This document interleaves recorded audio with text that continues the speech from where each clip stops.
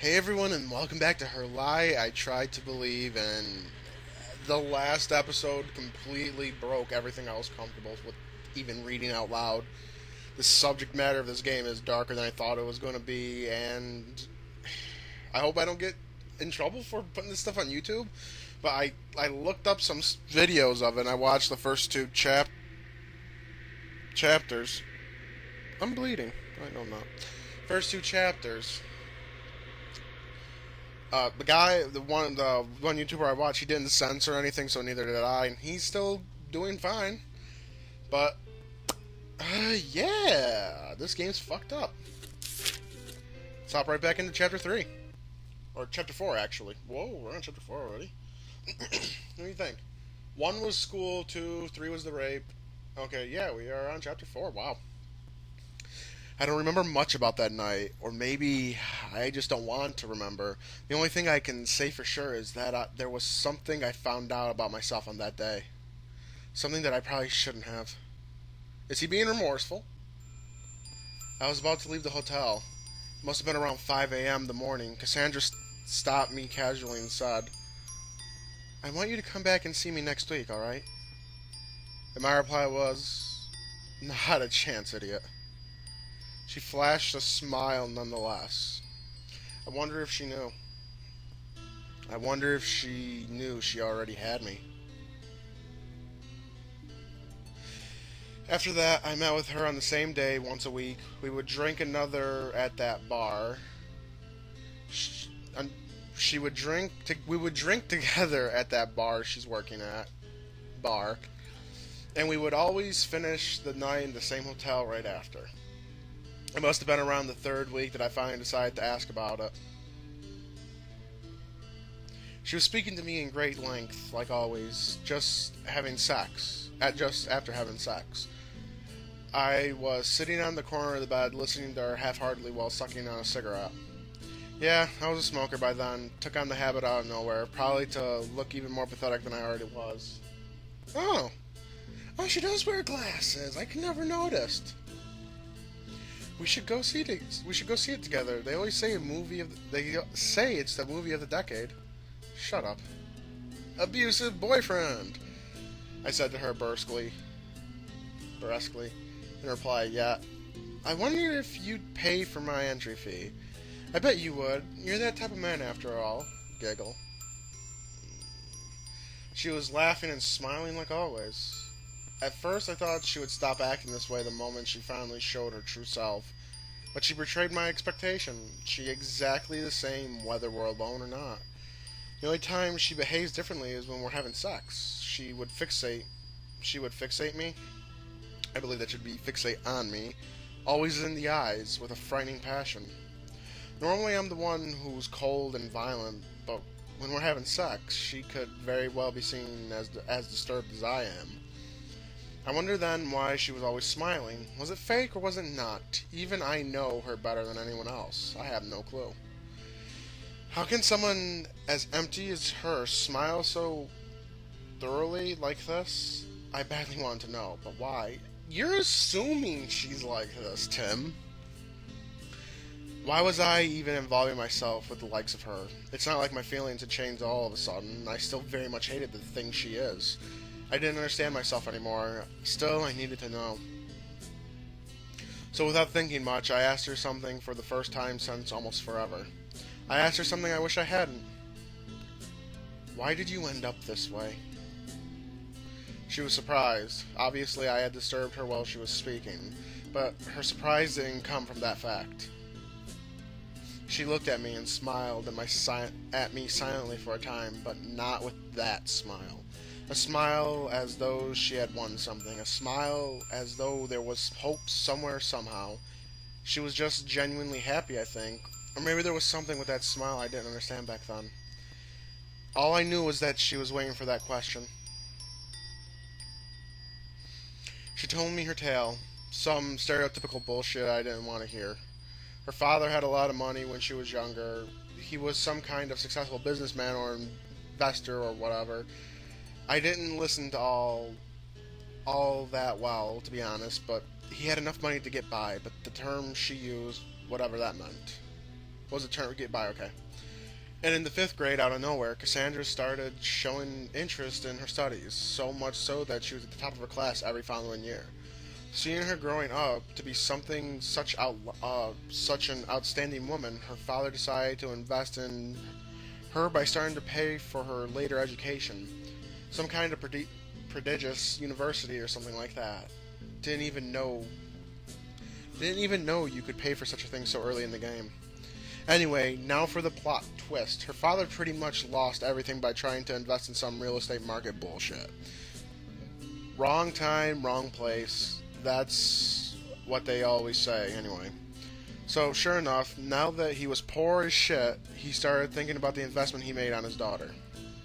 The problem is, such an investment takes a really long time to pay off. That and the fact that it's your fucking daughter, you piece of shit. She deserves at least that much. Anyway, he kind of started mistreating her by blaming his sorry ass on her failure to graduate sooner, and by that time, this fucker got his feet even dirtier by gambling away the little he had to subsist. So in the end, drumroll, she was forced to quit and started working. At least, the good man, who her father owed money to, was kind enough to show her a high-paying job she literally couldn't refuse. And that's pretty much it. Now for a test of my fucking conscience. If I hadn't started forcing my ideal of rivalry upon her, would she still have ended up like this? Or better yet, even if she did, couldn't I have done something for her? I mean, in high school I had kind of noticed that something was strange, but I did nothing nonetheless. So is this all my fault? So is it my fault? Maybe. So what? It didn't affect me in the slightest. Not in the slightest. This is weird. Yet I still wish I hadn't asked her this. One of the last things he always was saying to me before he died was, "You're the golden egg and that never hatched." The definition of useless. I get up from the bed. I need to go now. I said, though I didn't really need to. Oh, that fast? But I want to be with you. And you paid for the whole night, and... She was sulking, puffing her cheeks like a child. If I were an asshole, I would have probably found her behavior cute. If I weren't an asshole. But my only thought was that... You're disgusting. I took my keys off the coffee table and left, her words still hanging. You'll come back next Thursday, right? Closing the door behind me, I stayed for a time there, motionless. My hands were clenching tightly in the form of a fist. I was frustrated for some reason. If I had stayed for a minute longer, those fists would have probably been thrown at her. Christ, this man's a piece of shit. Fuck. I had a hard time understanding myself. If it hurt me so much staying around her, why was I always coming back to this place? Am I yearning for this pitiful excuse for a relationship? I had a vague idea as for the reason behind my illogical behavior, but I didn't want to think that true. Because this would mean my whole life was even more of a joke than I first thought it was.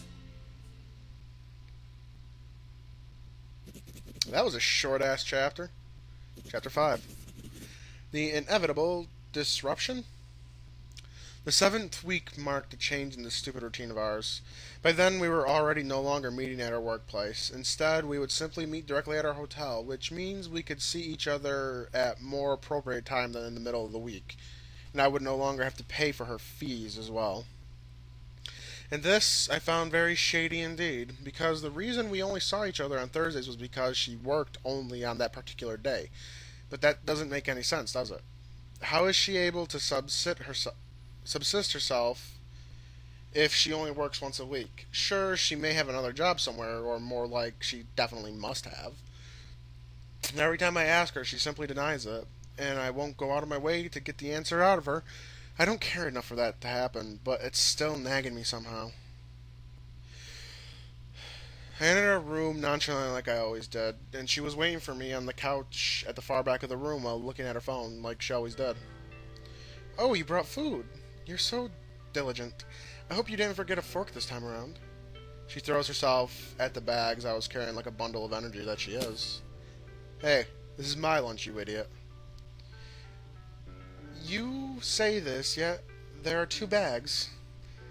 You're so not honest with yourself. Man, she's such a kid. Your fork is in the... Wait a minute. Huh? Where is it? She doesn't look my way. She's too engrossed searching the content of the bag frantically with the question marks hovering over the top of her head. Or at least that's the way she's trying to make me think. I drop my keys and jacket on the floor right then and there. I look right. I look her right arm for. I took her right arm forcefully enough to look for her expression to contort in pain. With my right hand, I pushed her chin upward, better to see the features of her face. What is it? We're not even in bed yet. You're so naughty today, she says teasingly. Shut up. She stops speaking instantly by my powerful words. I softly brush around her left eye with my thumb. Her eyes close instinctively by my touch. Even if she applied makeup to hide it, it's still very much visible. I don't remember having done this to you. Who did this? It's nothing really.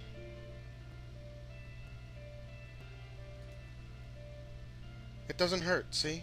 She pushes two of her fingers against the corner of her left black eye, and though her words say otherwise, she still looks in pain at the moment. She applies pressure on her skin. Answer me. She simply looks down, almost ashamed of herself. Instinctively, I try to put my hand on her waist to comfort her somehow, but at the moment my hand touches her body, I see her grimace slightly. I take her shirt and lift it up without minding destroying the damn thing, and sure enough, there's dark marks all over her waist and belly. Marks that only a man could have done. Answer me, goddammit, who did this to you? Well, she thinks carefully about her next words.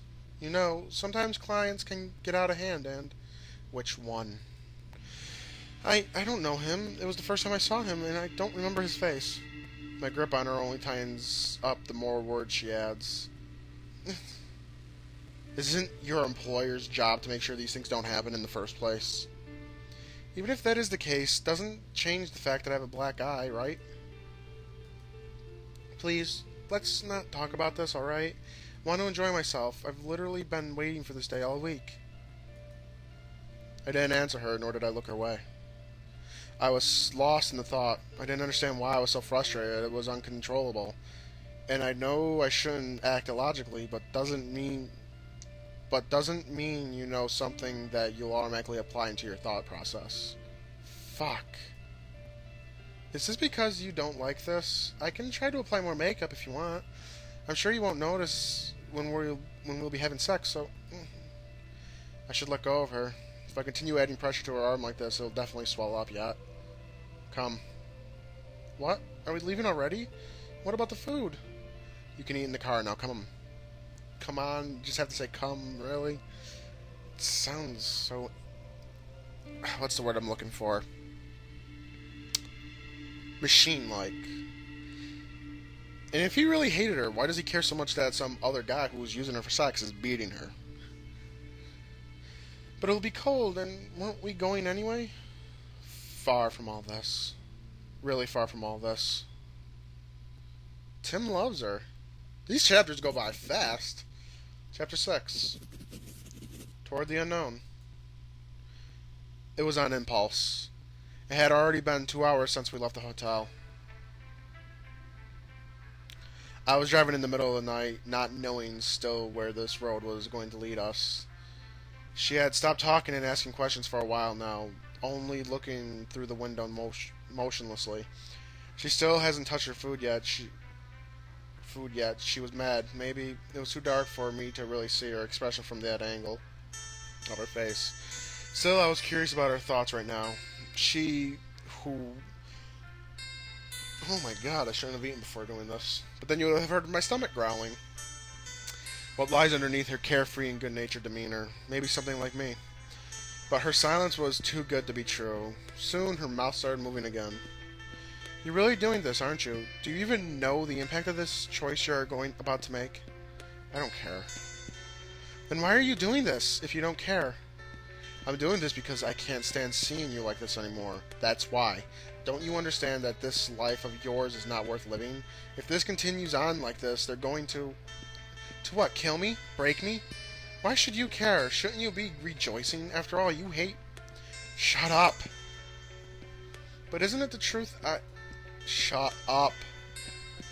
I shouted at her. I didn't want her to have this conversation. I didn't even know the answer myself. All I knew is that I needed to get as far away as possible, as soon as possible. Is this because you feel responsible? Is that it? Then I'm going to clear things up once and for all. This has nothing to do with you. It never had. This has always been my father's fault to begin with. This is not your responsibility. You understand? I'll be the one judging on that. They are the Mafia, Tim, and I owe them a lot of money. If I disappear like this, they're going to pursue me and find me, and if at the time you're there with me, they're going to not let you off easily. They're going to... She stops talking. From the corner of my eye, I can see her tears rolling down her cheek, uncontrollably, as if though my death alone was enough to make her cry. What of it? I can sense her powerful gaze on me the moment those words leave my mouth. Anger, something I've never seen throughout her features, no matter how I treated her, has now been triggered by simple and trivial words. Don't you understand how dangerous this is? They're going to kill you. You have a girlfriend, don't you? And a job you worked hard to attain? If you persist in trying to save me like this, you're going to throw away everything you've been trying to build your whole life. You can't sacrifice all this on something stupid as... My foot slams on the brake pedal with all its might. The scream of the tires stretched out for a long 5 seconds until the car finally stopped completely. I then leaned on her, unlocked her door, and opened it in one single motion. If you don't like this, then get out. We're still close to a bus station. You can probably manage to return to the city before morning. I've made my decision. I don't plan on you to understand it. Responsibility? Toward whom? You? Don't make me laugh. I'm going to do this for myself, alright? She muttered one single word. Liar. How stupid can you be? I ain't a fucking liar, you dumb bitch. A girlfriend, a job, a life? I have no interest in those fucking things. I've always felt completely empty. All this fucking painful life of mine has always been one big reoccurring joke. No.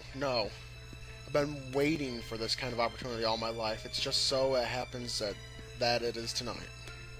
Now, or you follow me now, or you follow me and become my partner in crime, or you get the fuck out and return to how you probably call your life.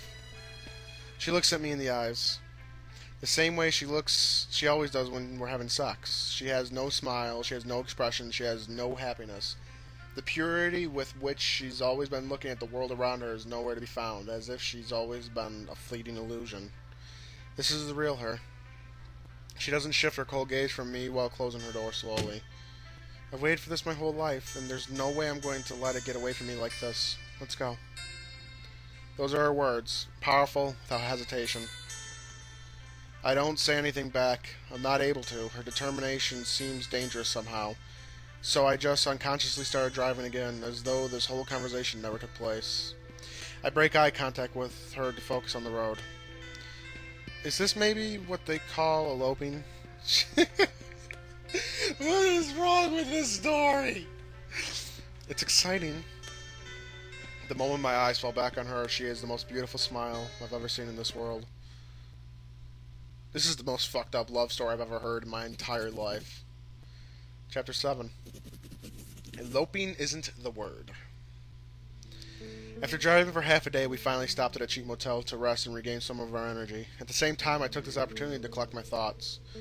While the situation might have started as brainless and impulsive act, keeping up with the attitude will only bring us down in the long run. In the end, we might need a good plan if we want a good shot at this. I first thought we had a good amount of time ahead of us, but this assumption was a big mistake of mine. By asking for a bit more detail, I found out Cassandra was living with another hostess from the bar. So even though she was working only once a week, the other girl will soon find out about her disappearance. I could have asked her to try and contact the girl, maybe convince her not to say a word to their boss, but this would have been too big of a risk for only postponing the inevitable as a result. Ultimately, I think trusting someone will only trigger the start of our downfall. I look at her. She's carelessly sleeping beside me while I'm the one stressing about it all, those things. She doesn't seem to care all that much since she showed me that determination of hers. Seriously, what am I doing? Getting out of my way for what? This? Sleeping in this cheap-ass bed, eating disgusting convenience store food? This is all her. No, what am I thinking? No matter how I look at this, I chose to do this on my own volition, right? I shouldn't hold it against her. Still, I know there's a darkness in my heart that I've yet to get rid of. The darkness which is whispering to me to destroy her. Is he schizophrenic?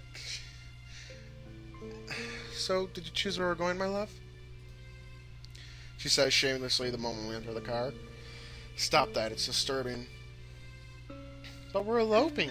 I can at least call you that much, right? No, we're not. Eloping would mean that we're about to be wed. We're about to wed. And we're clearly not. But I want to wed. Bad English is bad. I love you and we're going to live together from now on, so... She puts her head on my shoulder while smiling brightly. Oh, they added the black eye. That's kind of sad. I just noticed that. So what? There's no logic behind your words, and get off me. I shake her off without consideration for her feelings or even her well-being. You're no fun. She sticks out her tongue like a little kid before turning her attention toward the window, sulking. Man, she's a handful. I've decided on our destination. I have thought about it for a long time. What do you think of Las Vegas? She instantly looks back at me, sparkles in her eyes. So, does that mean we really are going to get married after all? I've always wanted to go to Las Vegas. Back off. I decided this out of my own convenience for us, not for your little fantasy. Well, I knew how she wanted to go there. She talked about it more than once, so I might have taken that into account. But I'm not actually going to say that, am I? But I don't understand. Shouldn't we try to go some unknown villages instead of trying such a big city? To try and lay low or something, aren't we asking to be found if we go there? Not exactly. The best place to hide is a tree. The best place to hide a tree is in the forest, right? Logically, when you think about someone trying to escape from a group like the Mafia, you think that the person's going to hide some distant place, far away from the urban civilization. Time out! Apparently the writers don't know how the Mafia works. It's Las Vegas. They're easily in Las Vegas. The casinos are run like the mob as it is. The writers... That's exactly how his pursuers are going to think, too. So naturally, they're going to first search those uncivilized areas. You understand where I'm going with this? Yeah, but while it does look all good on paper, doesn't that mean it will go that smoothly? That place is known for being run by criminals, right? Thank you. So it shouldn't be too far-fetched to think that they have ties to our pursuers. If we're going to a small place, village or whatever, they're going to attract a lot of unwanted attention. They all know each other in those places, you know. And look at us. Not what we would call countryside people, are we? If you say so. She doesn't seem to buy it. Is she scared? She shouldn't be. One more thing. I need her to understand this perfectly. Else none of this was worth it. Even if they find us, it doesn't change anything, does it? In the end, both of our lives have never been worth living. I won't live my days in such a boring place as a village or crawling in fear inside a hotel somewhere. My life has always been nothing but boredom already, so... She looked at me clueless. Let's try and have some fun, shall we? She regains that smile of hers so naturally. A beautiful, pure, and bright smile. That smile that would have done anything to destroy before. I was now the source of its existence. I should feel flattered by this. I should, yet... How disgusting. Okay, Tim's fucked up in so many ways. Chapter 8. Las Vegas. Viva Las Vegas. It took us another day and a half to arrive at our destination, so 3 days all in all. Since it was on a Friday night, we've eloped. Like Cassandra loved so much to say, we were now obviously Monday, late in the evening. The moment we've entered the core of the city, she became ecstatic. At every street corner, she would be like, ooh, or look, it's so beautiful. Or again, I want to go there, let's go there, alright? And every time I would just keep my eyes on the road, half listening to her. And when I feel like she's pestering me too much, I would simply say something like, we need to find a place to crash first. Be patient, alright? He loves her. This fuck actually loves her. She was so excited about the trivial things that I started wondering what kind of life she had led up until then. She was a prostitute, right? Escort. That was a high-class place. then why do I feel so much like I'm with a kid somehow? Was it really a good thing to bring her with me? To bring her to such a place? One thing we didn't have to worry about, though, was our budget. I had lots of economy on my old part-time job, as well as my current one. Well, current might not be the case anymore, but whatever. Since I lived up my life until pretty much modestly. What? Since I lived my life up until then pretty much modestly, or pathetically, I had more than enough for the both of us for quite a respectable amount of time. Obviously, the first place we decided to hit was the mandatory casino. I mean, that's pretty much all there is to see, so... We drank a lot, and when I mean a lot, I mean I didn't much as think as ever stopping throughout the night. She looked at everything with her eyes full. Where did she get the change of clothes? It's not. They literally left the hotel, and she was in that sweater crop top. Consistency. She would gaze at them. The old people on their slot machines would be very intriguing to her. She would gaze at them for 30 minutes without end. And when I asked her if she wanted to try, she looked at me with a smile and said, "They look so pathetic, it's almost pitiful. But when you think about it, aren't we the same? We pass our lives routinely doing the same emotionless movements, forgetting even the meaning behind it. I wonder if there's a God. Wouldn't he look at us with the same pity?" Fuck. That's deep. It's heavy. I walked closer to her, put my hand on her head, and looked at her silently. I wanted to somehow comfort her, but no words came to mind. That's when she continued. "As long as we're together, let's not do this, alright? I want this to be special. Us. You don't need to force yourself. You don't need to love me. But at least make sure we never forget, alright? Never forget the reason we're here now." "Alright. Never. I promise." I took her by the hand and led her throughout the maze of the bright and colorful machines, but was it a good thing to ascertain her wish? I mean, not forgetting the reason why we're here would mean we would be always fearing to be found, always running. Or maybe that's what she wanted. She would also look at me in the great interest when playing blackjack. She didn't know the rules, but the moment I explained it to her, she would try and help me sometimes. And she was smart. Oh, for that she was. I almost forgot how she was at the top of our school once, to think she had become so innocent. Or maybe she's always been, but the way I imagined her at the time, I thought she was a strong-willed woman that could do anything if she put her mind to it, but I couldn't have been wrong. She was fragile, delicate, and pure. Any man would have been better for her. Any man.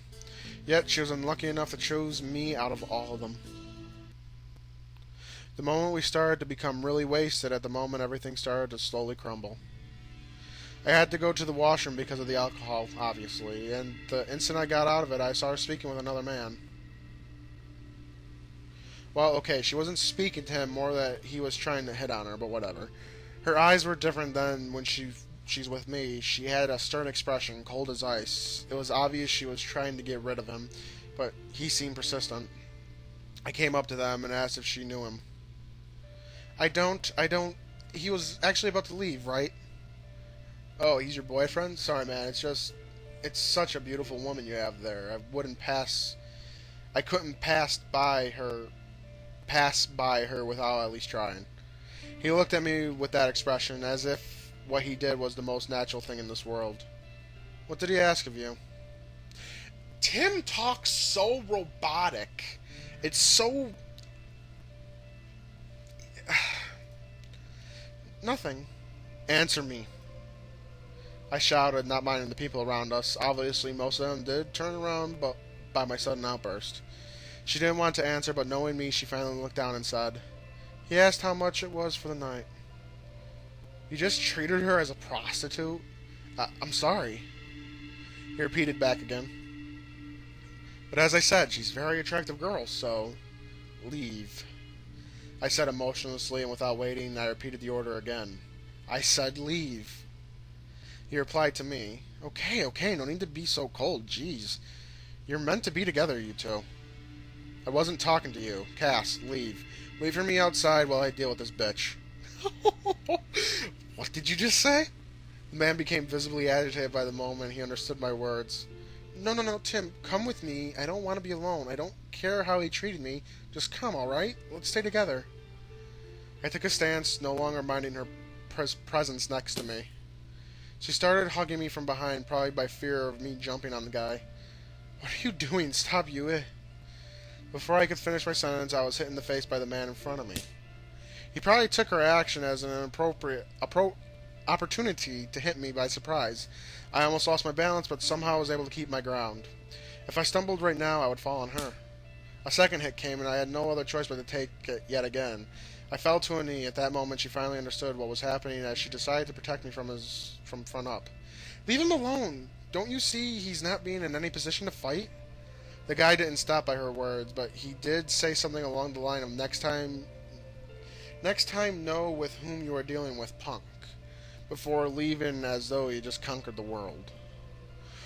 I stayed close to the ground for some time while she kept on hugging me. I sensed rage welling up inside of me, and the only thing she thought to say was, "I'm sorry, baby, I'm so sorry." Her useless apology only fueled my anger. I got up from the ground while looking at her and started walking towards the nearest bar. I wanted to be alone. I knew what would happen if she kept on following me, but sure enough, there was nowhere for her to go. I drank a couple of shots on my own. She was sitting next to me, but I ignored her.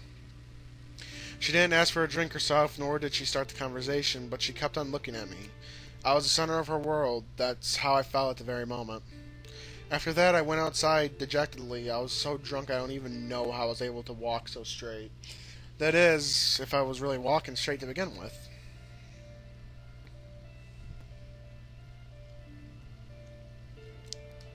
I kind of like this art style for Vegas. I don't know what it is. I just like this kind of art style. It's cool.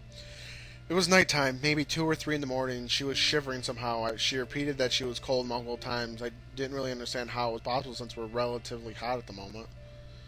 I lit a cigarette and simply looked at one point in space without thinking much of anything until... Hold me. Please, I'm cold.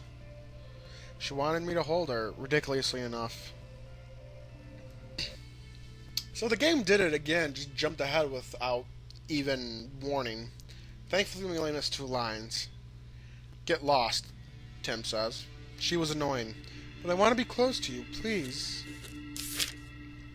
She didn't change her gear, even though I was so frigid toward her. She never did, but tonight, it was even more than that. She outright showed dependence on me. No. She approached me nonetheless. The moment her hands touched me, I pushed her hard to the ground. This guy's an asshole. She fell on her butt, her face slightly contorting in pain. Others were looking at me. It seems like I was the bad guy tonight. I couldn't care less. I didn't feel anything. I looked at her emotionlessly. That was so weird. She staggered back to her feet, and when she did, she kept her smile on her face. Only looking at me, she walked again toward me and said, "Again?"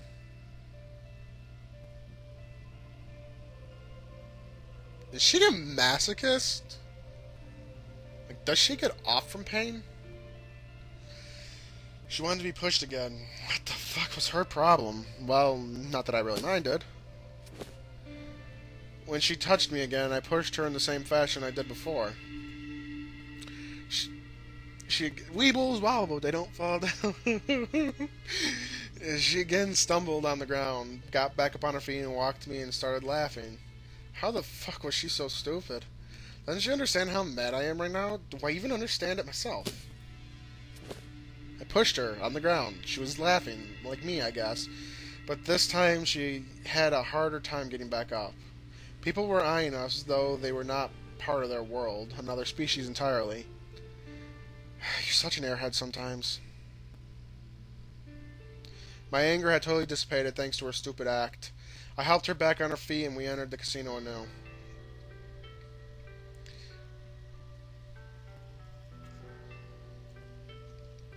My anger had totally dissipated thanks to her. Okay, I read that. She was happy. She was locked arm. She had locked arms with me. She was holding me so tight I had no other choice but to leave her on her own devices.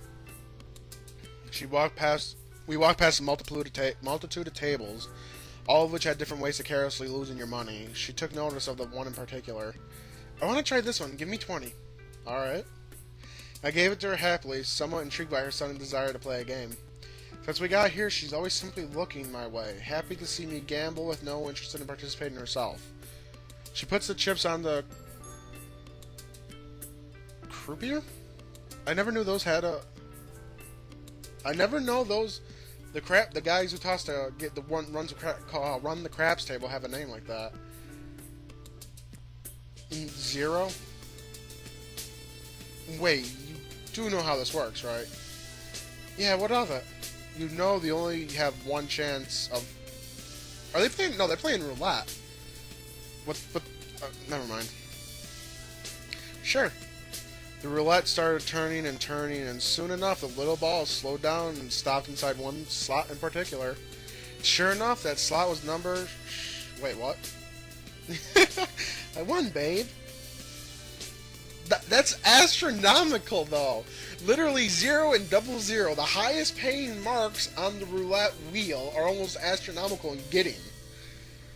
My history teacher taught us how to play roulette. How is this fucking possible? Yeah, I know. Less than 3% is still more than 0, still. She had won a little bit more than $700. She wanted to give it to me, but I didn't accept it. Even she didn't necessarily work for it. It feels as though she's used to a lot of unused luck to win it. She bought us 2 bottles of wine, and we finished the night at our hotel. She was on top of me. This is awkward. She looked at me with those passionate eyes of hers. She had a letter opener in her hand. I was lying around on the bedside table, I think, the moment she noticed it. She took it hastily and thought it was a great idea. She then said, this is 50 Shades of Grey shit. I want to write my name on your body with this. Can I? I said, sure. This is 50 Shades of fucked. No, don't you fucking quote that movie. Carelessly, without even breaking eye contact with her, I looked at her every movement with great interest. She applied pressure on my stomach with the edge of the thing, but it didn't do so much good. Her name was there alright, but it would probably disappear in less than 5 minutes. She was too soft. Still, she was satisfied with the result. I wasn't. She looked at my stomach contemplatively. I took that opportunity to grab the hand in which she held the letter opener and pushed it hard on my belly. What are you... This is how you do it. If you want to appropriate me, do it properly. Appropriate you? I didn't reply to her. My eyes were enough to convey my thoughts. I don't want to hurt you. If you don't wanna, then get off me. What the fuck? She cried right then. She cried, but while doing so, she started carving her name on my body thoroughly. Because those weren't tears of sorrow. She was genuinely happy. Thank you, God. What the hell is going on with this game? We're ending this here because Jesus, Mary, and Joseph. This is literally 50 Shades of Grey shit. Literally, they're masochists. It all makes sense now why she enjoys the abuse. Because probably that's because she was a hooker for the most escort for the most time. What the fuck, man? But I'm starting to understand now. I'm starting to understand the cruelty. They're both masochists. Okay, then. That's more than what I was expecting.